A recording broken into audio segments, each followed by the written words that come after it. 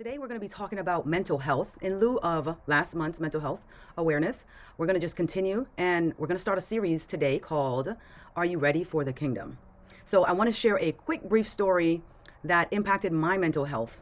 And so this was a financial transaction that I had with a coach. And this was a six-figure transaction. So this is not something small.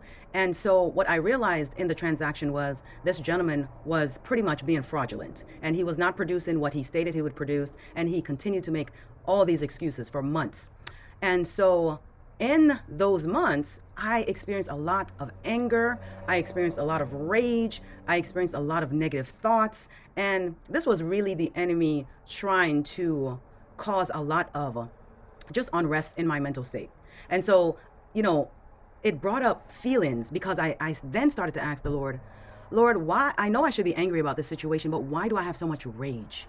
And it really allowed me to go back into my childhood to realize that his behavior was triggering some things that I didn't realize that I had suppressed for so long, that I did not address for so long. And so it really brought awareness to why I was experiencing these negative emotions, right? This is not the Spirit of God. And so this is me allowing the enemy to control my mind, control my thoughts. And really, the scripture that came to mind for me that really helped to encourage me was Jeremiah 29:11.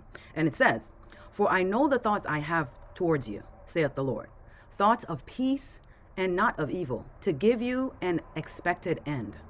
And so you might be thinking, Dr. Dede, what's an expected end? What does that mean? And really, that's God saying, I have a purpose for you. I have already etched out where you should go, what you should do, but I need you to listen to my voice so I can continue to guide you on the proper path, right? It's when we're ignoring God's voice that we end up in these turmoils. And so, it really, really triggered even some depressive emotions for me in this transaction.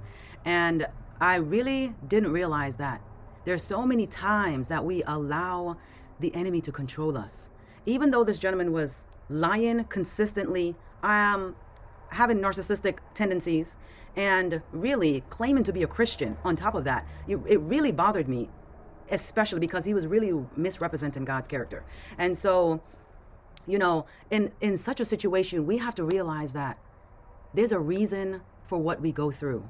And whether or not it's our fault or someone else's fault or just God really testing us, we have to realize that overcoming mental health is possible.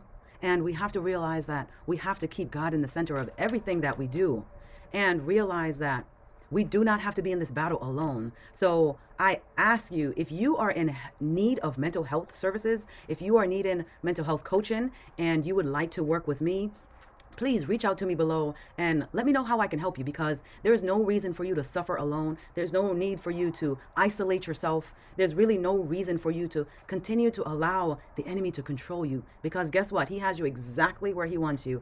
And his job is to destroy you or allow you to destroy yourself so that you do not feel your God-given purpose. So I encourage you to don't let the enemy win. Please let God win, because he is rooting for you and wanting you to win. So please, if you are interested in coaching, reach out to me at inspiredtolivenow.com, and you can look at the show notes below and let me know how we can help and get you started on the right path to just overcoming and transforming your life for the glory of God.